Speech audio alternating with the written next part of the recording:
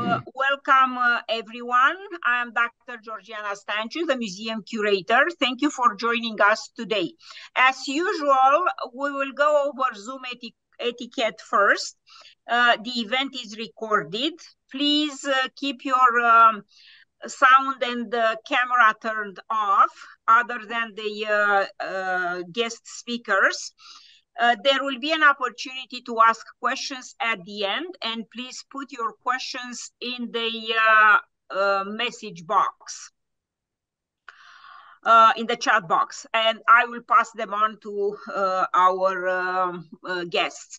The recording of this event will stream on our YouTube channel starting next month. So earlier in March, we'll have some social media about it.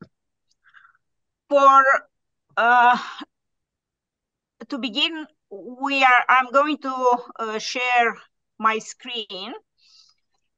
For RCRM 40 years ago, please join me in welcoming our panelists, Philip Spencer, Sandy McQuarrie, Ray Fleming, and Dick Howard. It was 1983 and an important milestone for the regiment, the centennial anniversary. According to a plaque that can still be seen on our premises, I am having a little bit of difficulty here, sorry.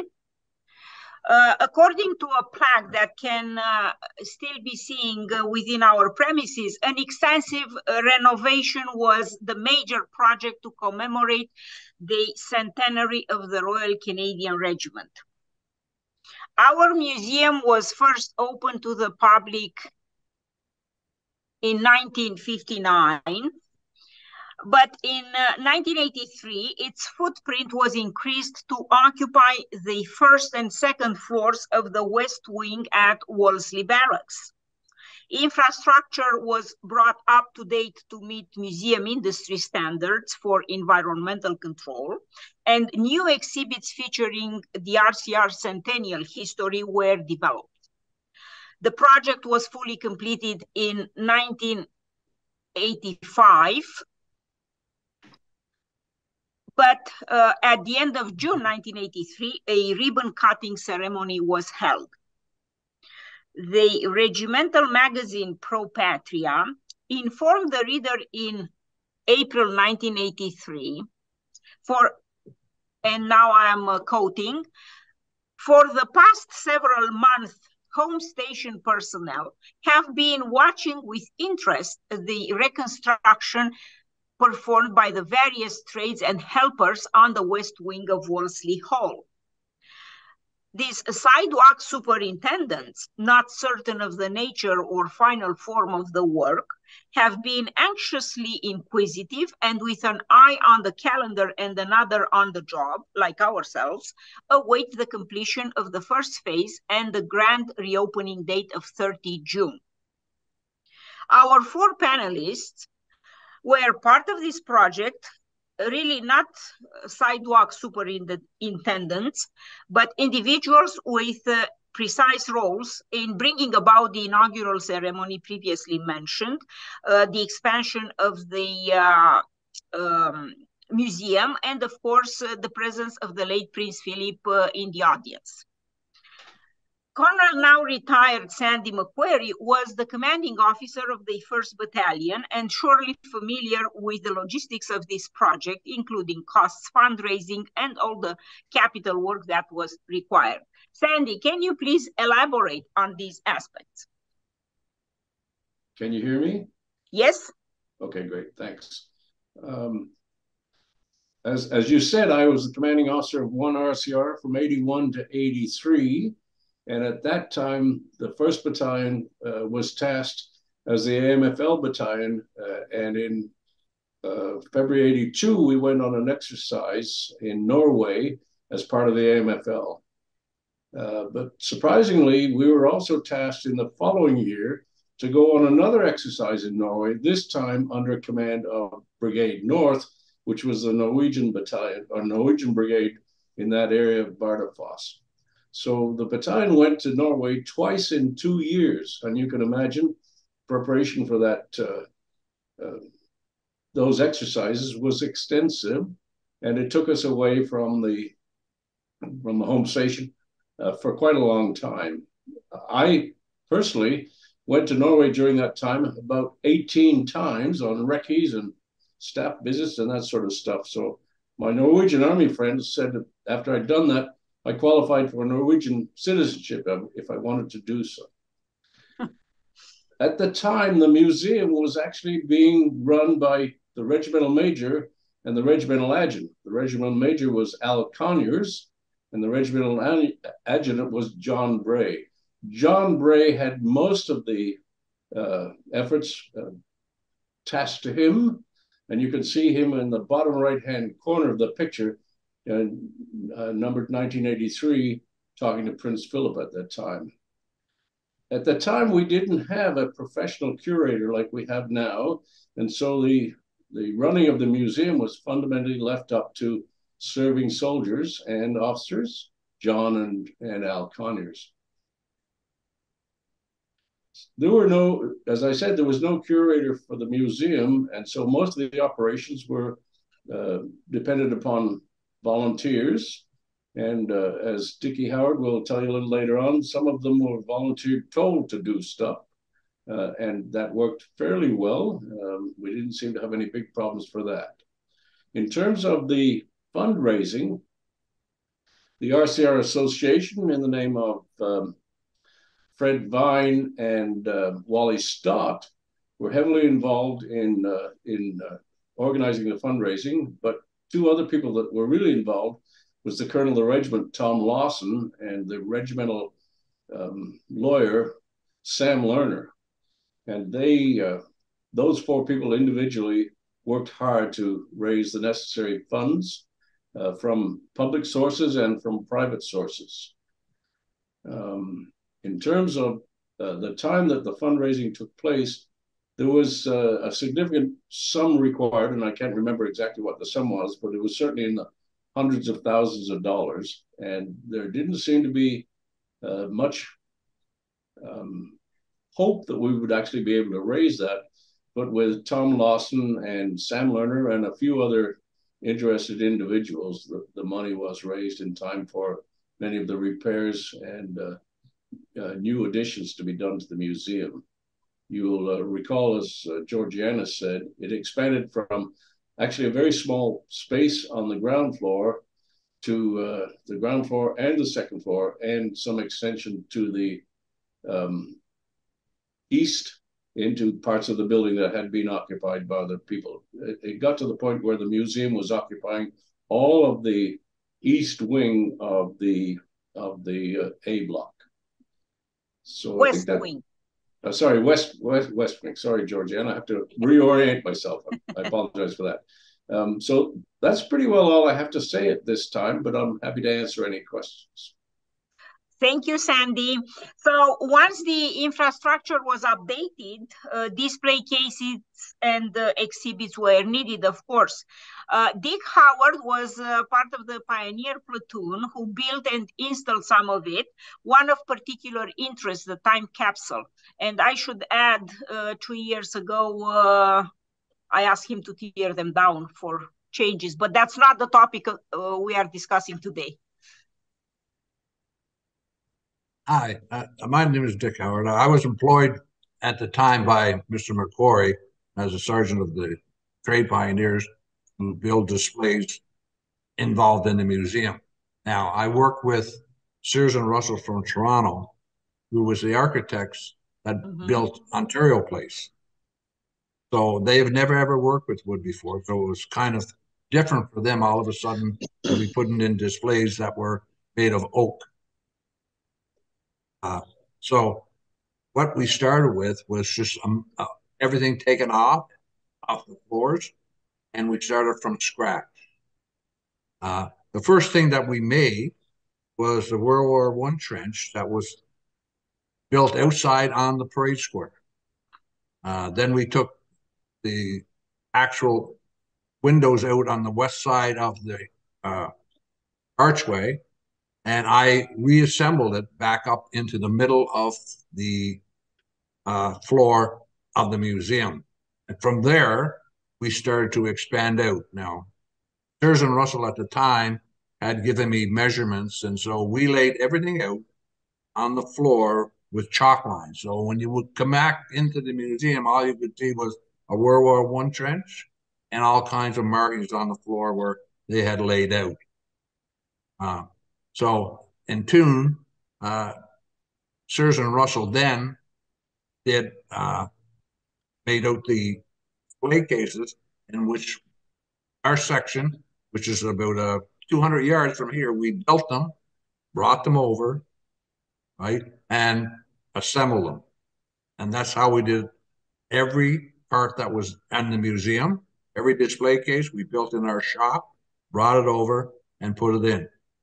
Some of the displays that were made, like the hat badge displays, was made in Tilsonburg. We went down to Tilsonburg and worked with some individuals down there, and they were brought back into the time capsule. Captain Toll was involved in the time capsule. At that time, he was the adjutant. He put everything in there from the Centennial.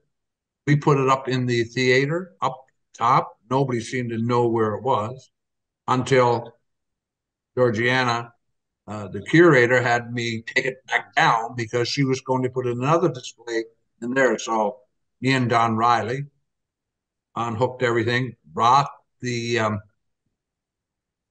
time capsule down. She had her display made up, and then put the time capsule back in.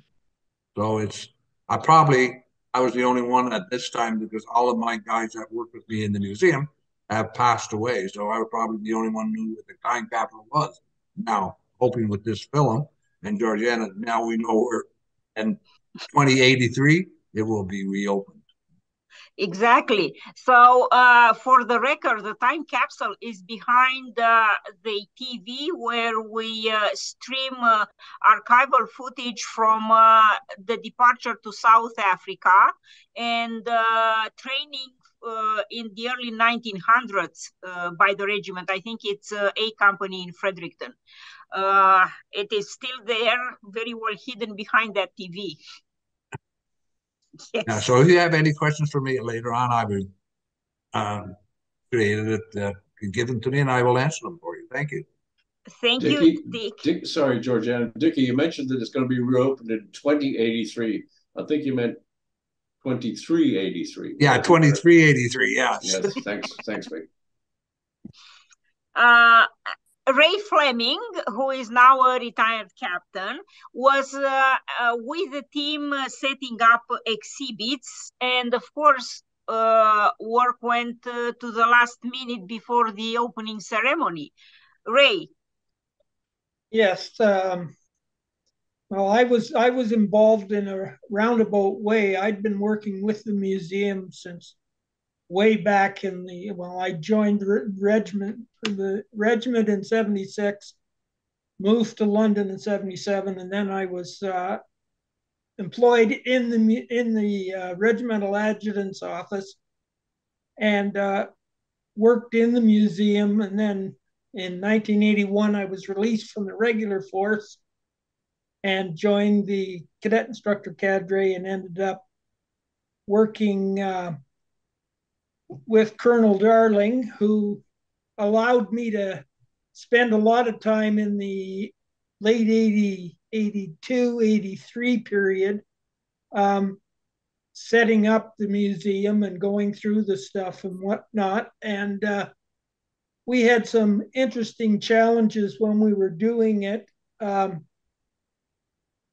of the challenges was that we were in the museum up until an hour or half an hour before Prince Philip was going to go through, and then security took Jimmy Wellhauser, Ed Duffney, and myself out, and we weren't allowed to be around the museum at that stage. And we were rushing to get the last pieces set up, and one of them was we were setting up all the uniforms around the where the picture of John Bray was. It was off to the left of that picture, And it was, yeah, that was on one wall. And then just to the left of him was a series of uniforms. And we got in a rush at the end, and one of the mannequins wouldn't behave itself. And I said, oh, I can bend its leg the way we want it. And we broke the leg. Well, we only had about 5 minutes left. So I got Jimmy Wellhauser to find me a chair.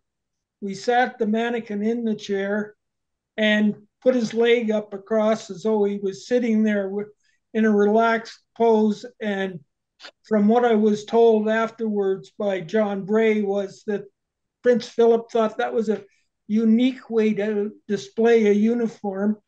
And but we had lots of fun trying to fill in all the areas because it was we were in a rush at the end.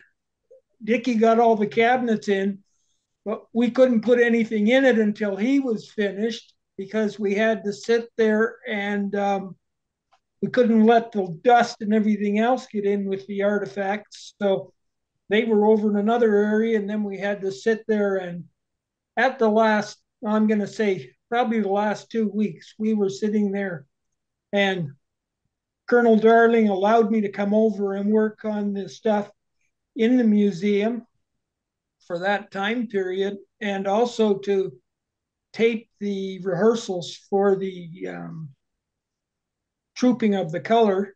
And so I was more or less involved with the regiment that whole time period, but it was getting everything straightened out for the final opening because it was a big rush. And in some cases, we put stuff in, maybe not exactly where it was wanted to go, but where it had to go because we didn't have any other place to mount the items up. So it was a big rush at that stage, anyhow. Ray, did you think about putting Jimmy Wellhauser in the uniform and making him sit there? Actually, Jimmy is in the museum now because I got his uniform. He gave me his SSF smock, and then I told Jimmy to go home and ask Sheila for one of his name tags, and we put it on, and he's in the museum now on display in a prominent spot in the museum. It is true, yes, he's there indeed. So anyways, the rush of setting everything up, and now we get to the final moment, the opening ceremony. And Brigadier General retired Philip Spencer, who was at the time the commanding officer of CFB London, accompanied Prince Philip through the museum. Phil, up to you. Well, thank you very much. And as you've heard from the previous panelists, the grand opening of the new museum was quite an event.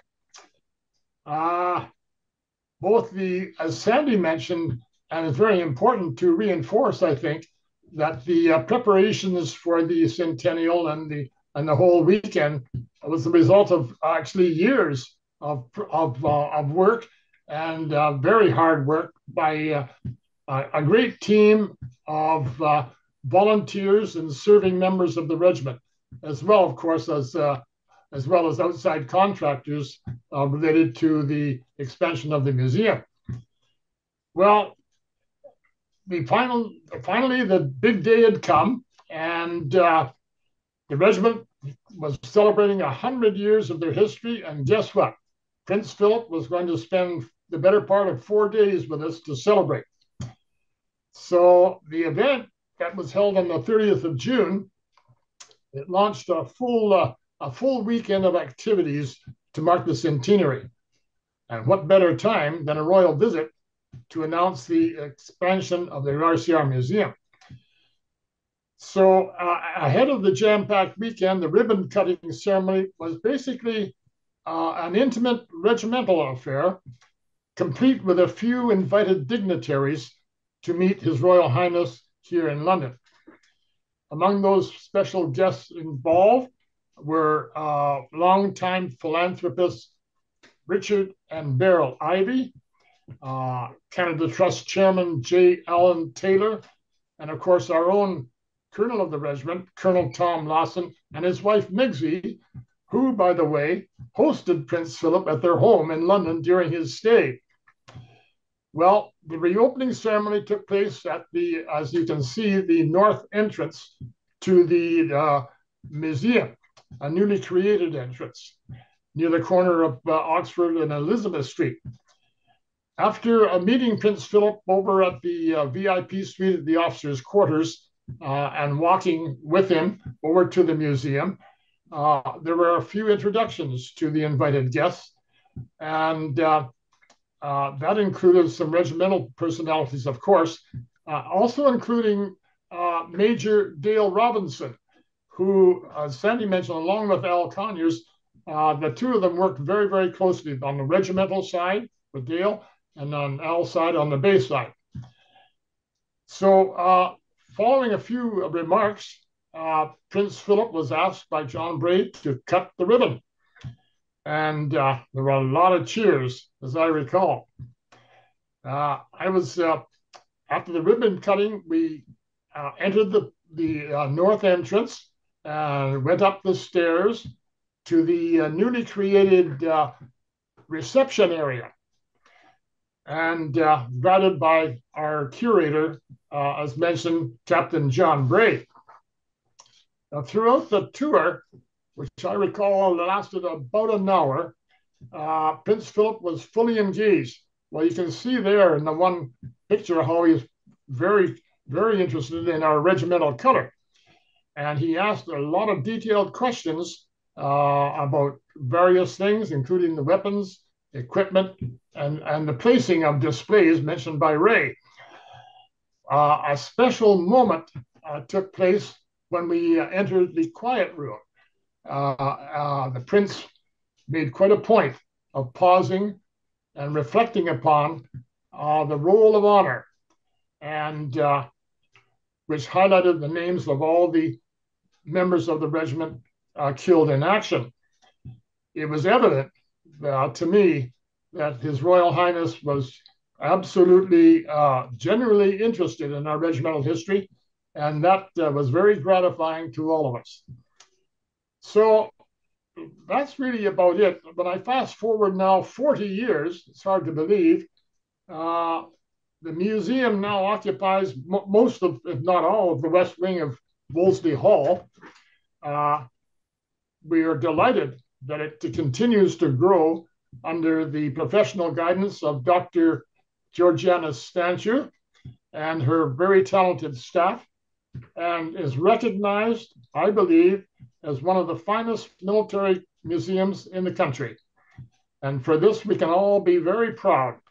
I think confident that future generations will continue to have an opportunity to learn all about the history of the Royal Canadian Regiment. Thank you so much, Phil. Wonderful to hear from the four of you. I will now have to stop sharing my PowerPoint presentation in order to take questions, if there are any. So, Georgiana, if I very quickly can add a little bit to what Phil said. Yes, please. The reunion actually was not just on the weekend. It was a 4-day event.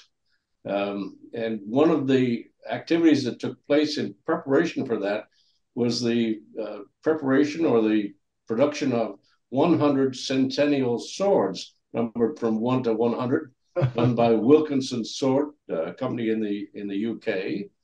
And we presented number 100 to Prince Philip. And I presented it to him in honor of his visit. And afterwards, he took it and he said, "Thank you very much. That's very kind." And I very quickly said to him, "Well, sir, what are you going to do with that now?" And he looked at me, as only Prince Philip could at the time, and said, "I suspect you have a suggestion, Colonel." I said, "Yes, sir, I do. Why don't you loan it to the museum in perpetuity?" And he said, "That's a great idea. That's what I will do." So that sword is hanging in the museum. That was the one that was presented to Prince Philip. Wow, that's great. Yeah. It is still there, Yeah. where was hung at the time. So I don't know if there are any questions. No, there are no questions. Anyways, if there are no questions, I can only thank our guests for sharing their memories of this important moment in the history of our museum and of the Royal Canadian Regiment. 40 years ago, as today, a lot was going on at RCRM, and I will say only that in August this year, we will be happy to host the participants to the RCR Association reunion on the occasion of another RCR milestone, the 140th anniversary. Thank you very much. And this concludes our short presentation today.